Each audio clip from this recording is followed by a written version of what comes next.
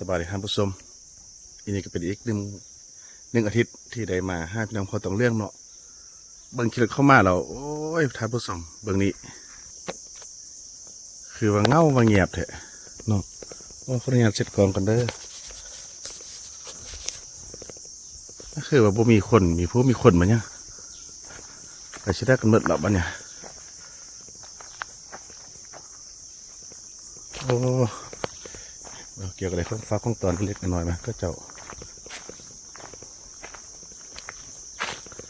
ชิได้กันหมดแล้วถ้าแผดอยู่นี่บ่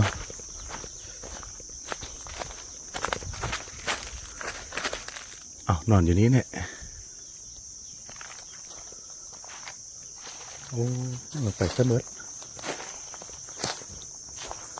อ้าวไม่เท่ามีอยู่นี่ที่มันเท่ามีเหรอ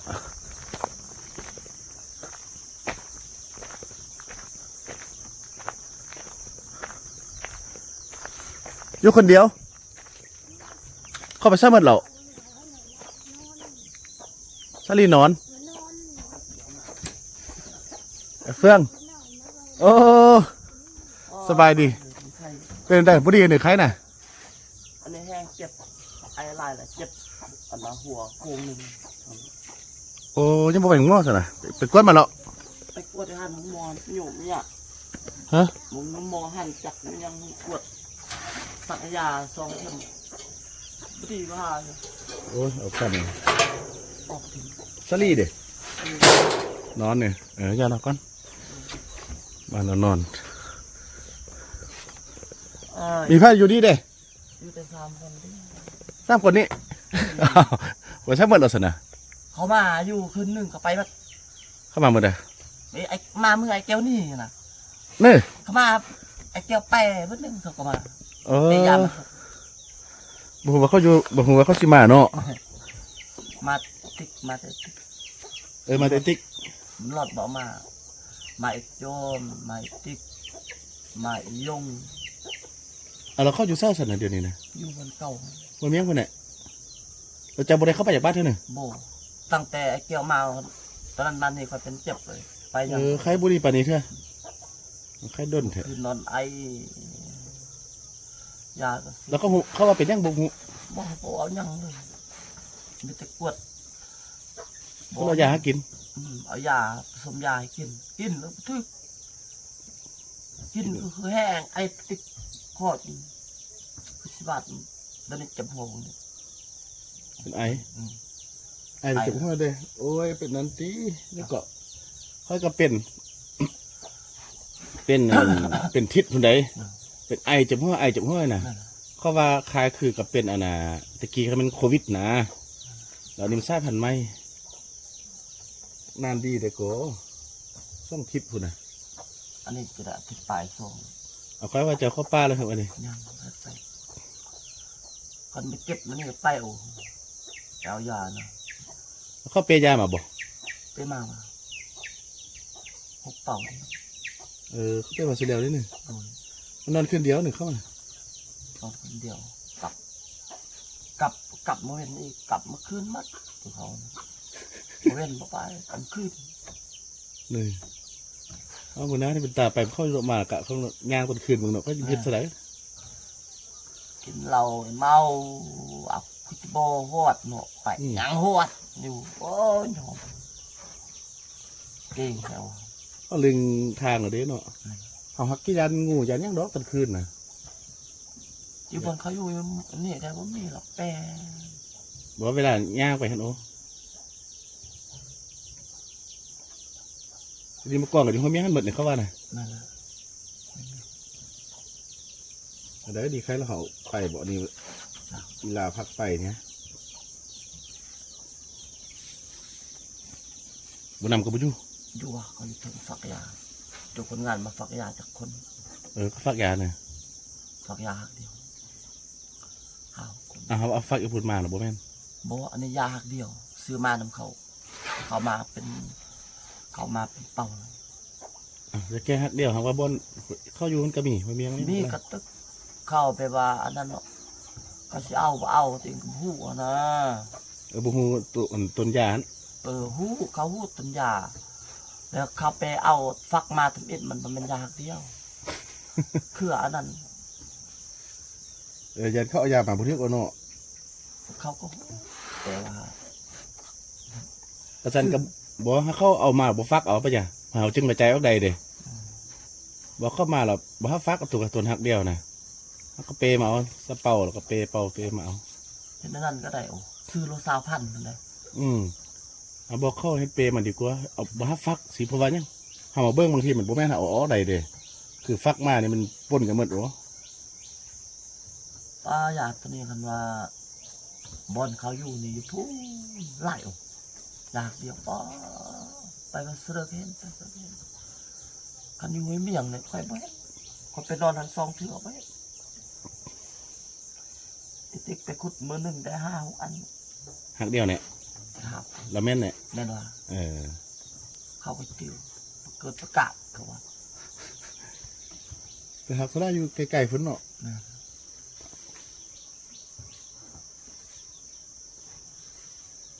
ยานเดี๋ยวนี้จะเขามาทอนกันคือว่าจะแยกกันไปตื่มนะเบิ่งกันนี่ต้องไปอยู่เวสนาพุ่นแหละไอ้จอมไอ้มุกไอ้ยงก็ต้องไปเวสนาแหละเขาว่าไปหาปลากินนะ เอาเพิ่นแม่นบ่มีว่าซั่นน่ะ มีกับมีน้อย เขาไปหาบักนู่นไปเอ็ด อืม กันไปแท้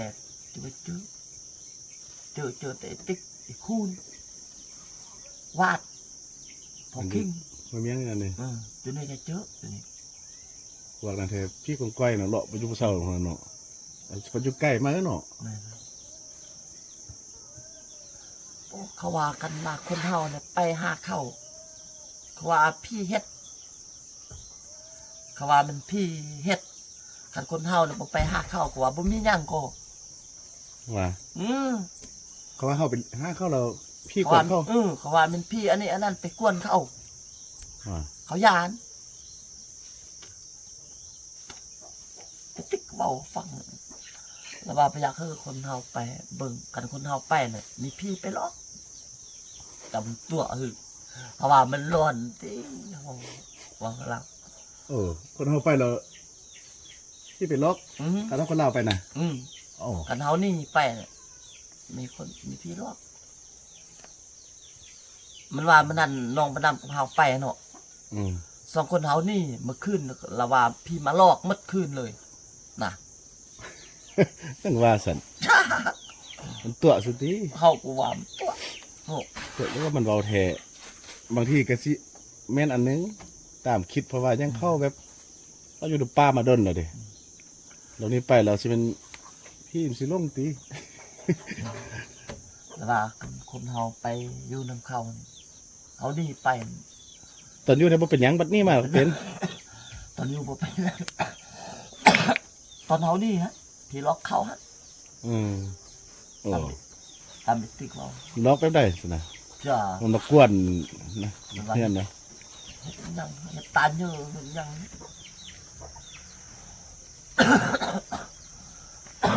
ลูกเป็นเนาะไอ้แก้วมาด้วย หากกินข้าวเช้าแล้ว บอกก็ได้กินนะ เอ้ย ตังเจ็บอันนี้เลยบ่ได้กินเรา ทะเลก็บ่กิน กินเขาเราทั่วไปให้แป้งให้แพทย์ที่นี่ ขวดดิมีแต่เจ้าบ่กินซื่อกินบ่แซ่บบ่เนาะแต่เขาไม่นอนเงาผู้เดียวนี่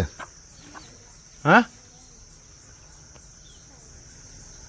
มีผู้ยุ่มเจ้าจะคนเนาะเด็กน้อยไปหมดแล้วนั่นบ่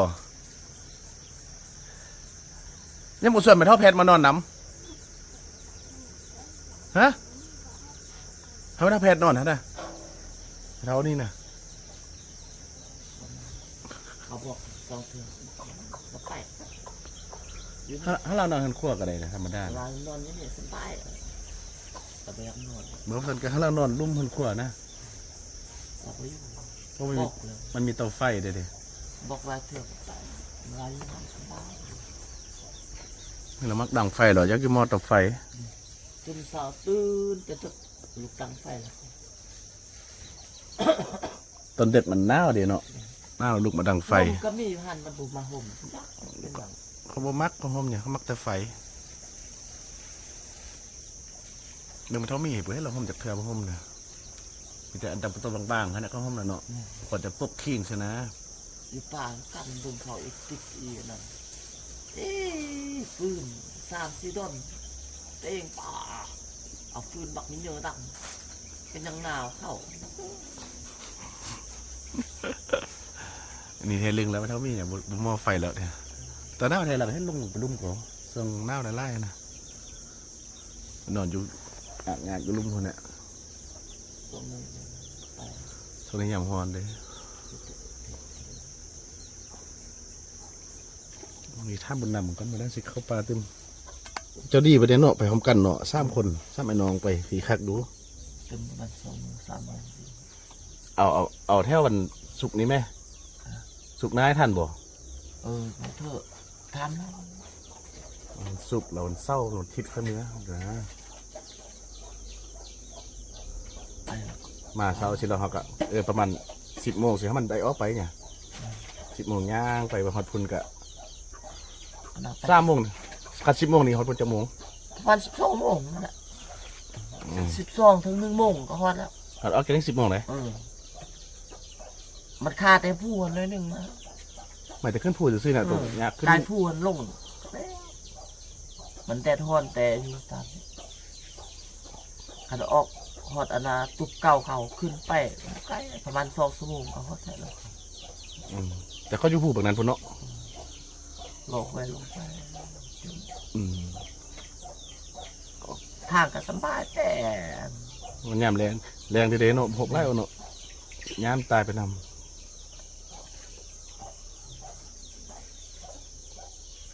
เขาว่าจะไปฝักยาเขาว่าฝักยาหักเดียวฮั่นได้ประมาณพลเป้าออกมาขายเอาเงิน คันว่าสันปะนี้คันเจ้าพวกเจ้ายายผิดพลาดก็คือค่อยว่าเขาเอาเป็นนั่นมาเลยยัดสเป่ามาหันพวกเป่าก็ยาแต่ว่ารุ่นราคาหลวงเอาไม่ใช่บุฟักนะยาเป่า200,000กับเป่าละ100,000 เขาก็หูยาตัวนี้นะ เนี่ย เขาหูมัดยาตัวเดียวเขาหู นี่บ่เข้าแต่ยาเดียวฮะเนาะ แม่ บ่ยาอื่นน่ะ เขาหูมัดพาเขาไปเก็บเขาช่วยได้อาทิตย์หน้าไปมันถือแค่นั้นอาทิตย์หน้า วันนี้โทรมาหาบุญนำเต็มเอาเช็คเบิ่งเอานั่นแล้วก็มันสุกนะครับมันสุกเรื่องพระหัตถ์ก็ได้นะเปิดขึ้นไป ไปนอน นอนจะคืนนึง เนาะ คืนนึงกันกะช่วยๆแล้วก็เอามาให้มันฮอตทีแรงตื่นเข้ามาแรงเล่นๆกัน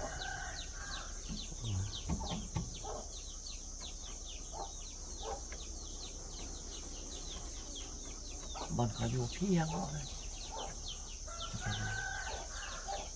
ส่วนก็ปลูกผักแกงผักแล้วก็ปลูกนำหดส่วนก็โตอันนะฮะไม้นะหางลินเข้าหดอยู่หม้อครับทอดได้กินกันปลูกบนนำสนั่นนะ กันปลุกเขาได้ขึ้นอะไรครับอยู่บนเขาอยู่ก็ดอนพี่สาย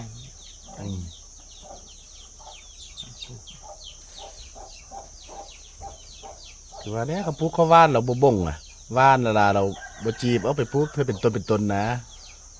ต้องไปผ่าเพชรก้อนว่านเป็นน้าเลยแล้วได้แก้นเราค่อยไปบ่งเอาไปปลูกสิได้นี่เขาบ่งหูเฮ็ดอ่ะ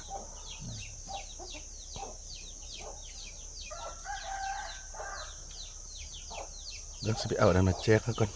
ซื้อขนมมาให้ไข่มาให้ไว้เท่านั้นดอกสลีเอามาเอาไว้